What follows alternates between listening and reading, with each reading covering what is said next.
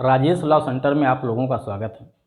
आज हम लोग चर्चा करेंगे मुख्य परीक्षा टेस्ट सीरीज को लेकर के।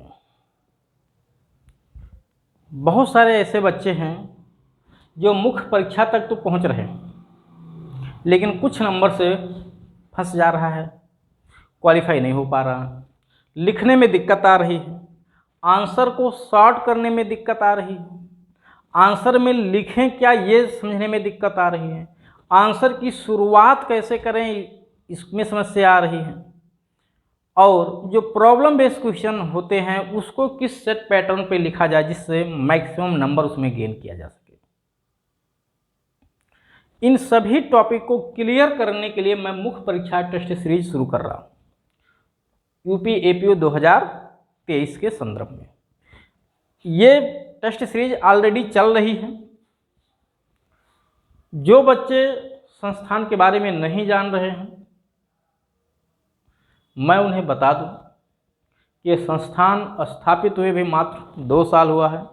फर्स्ट वैकेंसी आई थी जिसमें सिलेक्शन पहली बार हो गया बच्चों का। यहाँ से बच्चे इंटरव्यू तक भी पहुँचे, मुख्य परीक्षा में कई सारे बच्चे क्वालिफाई किए मुख्य परीक्षा के लिए।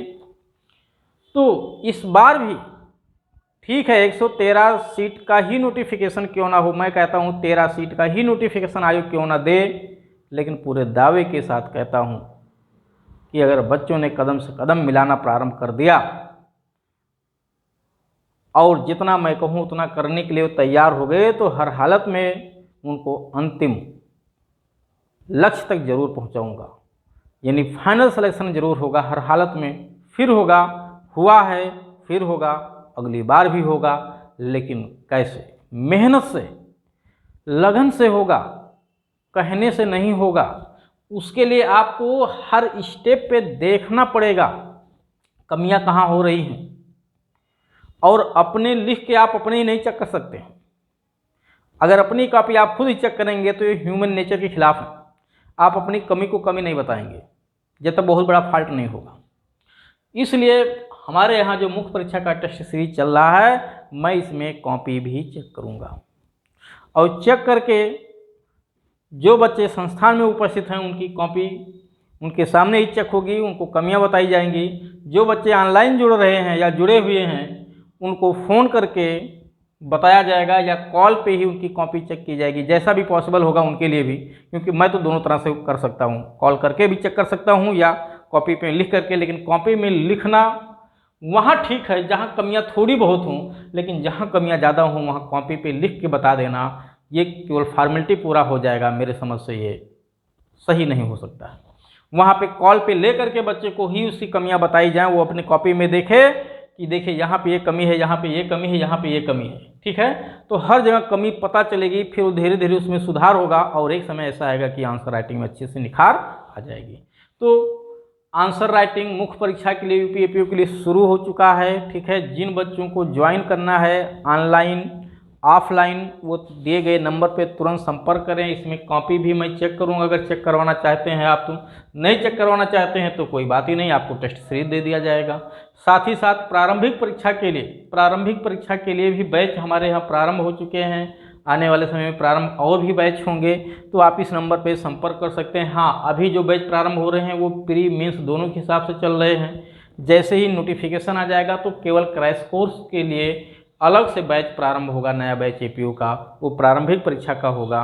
तो बैच की कोई कमी नहीं है, ठीक है। प्री का हो, मेंस का हो, ठीक है, टेस्ट सीरीज का हो, चाहे प्रारंभिक परीक्षा का या मुख्य का, बस ज़रूरत है आप इस दिए गए नंबर पे संपर्क करके अपनी सुविधा अनुसार ज्वाइन करिए। हाँ, कोई ज़रूरी नहीं मेरे यहाँ ज्वाइन करिए, मैं फिर बता दूँ आप कहीं भी ज्वाइन करिए, लेकिन अगर सिलेक्शन लेना है तो आप अभी से तैयार होकर के पढ़ना शुरू कर दो और प्लानिंग से तैयार करो। अपनी कमियाँ ज़रूर निकालो उसमें, ठीक है। पढ़ने से ज़्यादा अच्छा है, यानी पढ़ना तो ज़रूरी ही है, लेकिन साथ ही साथ आपको कमियां पता चले और उस कमियों पे आप वर्क करें, उनमें सुधार लाएं।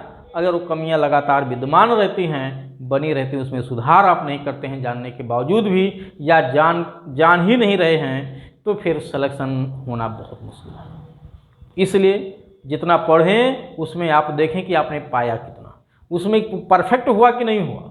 बहुत सारे ऐसे क्वेश्चन इस समय मेंस में आ रहे हैं जो थोड़ा सा प्रॉब्लम बेस आ जाते हैं, घुमा के कॉन्सेप्चुअली आ जाता है, उसके लिए भी आपको प्रोविजन पे अच्छे से आपकी पकड़ होना जरूरी है।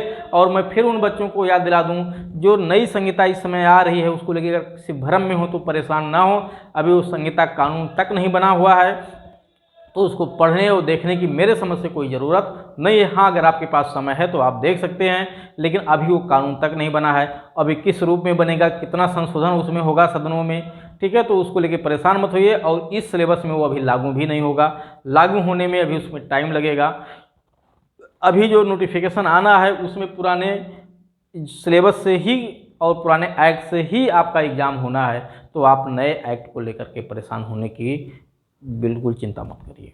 तो उम्मीद करता हूँ कि आप लोगों को मेरी बात समझ में आई होगी और आप लोग आज ही से अपने तैयारी में पूरी तरह से जुट जाएंगे।